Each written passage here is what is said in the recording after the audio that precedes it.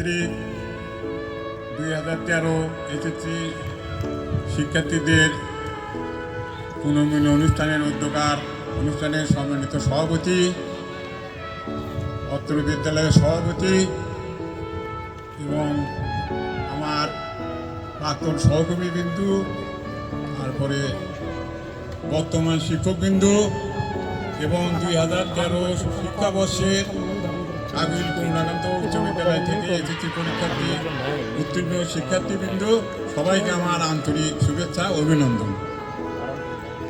আমার বাড়ি এখানে, আমার বয়স এবং আমার এই কাবিল করুণাকান্ত উচ্চ বিদ্যালয়ের শিক্ষার্থী জীবনে এরকম অনুষ্ঠান আমি কোনোদিন দেখিনি। আজকের এই অনুষ্ঠান দেখে আমি সত্যি অভিভূত, এবং আমি যে অভিভূত সেটা আমি ভাষায় প্রকাশ করতে পারবো না। আমি যে কত আনন্দিত, কতগুলো 2জন ছেলে আমার বাড়িতে গেছিল, স্যার যাবেন। আমি বাবা, আমি যদি বেঁচে থাকি আমি তোমাদের অনুষ্ঠানে যাব। আমি সত্যি গর্ব অনুভব করতেছি।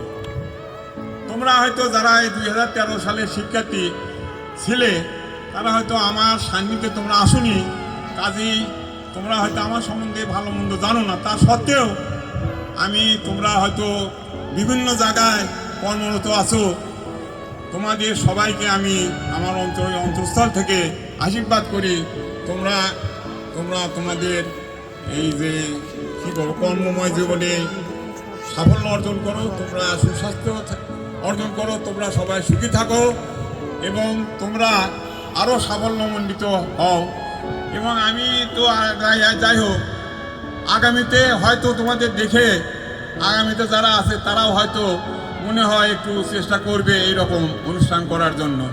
এক্ষেত্রে আমার একটু মনে হচ্ছে এই যে বর্ষপূর্তি অনুষ্ঠান, এই বর্ষপূর্তি অনুষ্ঠানের জন্য যখন 100 বছর পূর্তি হলো আমাকে কাগজ এলাকা, আমি যেহেতু কাগজ এলাকার, অনেক ছেলে পেলে আমাকে বললো যে স্যার একটা বর্ষপূর্তি অনুষ্ঠান করা হোক। 2 দিন করলো, মিটিংও করে যেহেতু এখানে রাজনৈতিক একটা দ্বন্দ্বের জন্য সেই অনুষ্ঠানটা আর হলো না।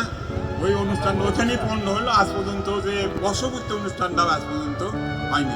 এখানে আমাদের একটু লজ্জারও ব্যাপার আছে। আমরা কাগলের এলাকার বাসিন্দা হয়ে আমরা এখানে একটু লজ্জাই অনুভব করি। যাই হোক, এটা আমাদের কর্মফল। তা আমার এখানে যেহেতু সময়ও নাই, আমি কিছু বেশি বলতে চাই না। আমি তোমাদের সুস্বাস্থ্য কামনা করে, দীর্ঘায়ু কামনা করে, সবার মঙ্গল কামনা করে আমি আমার বক্তব্য এখানেই শেষ করছি। সবাইকে ধন্যবাদ।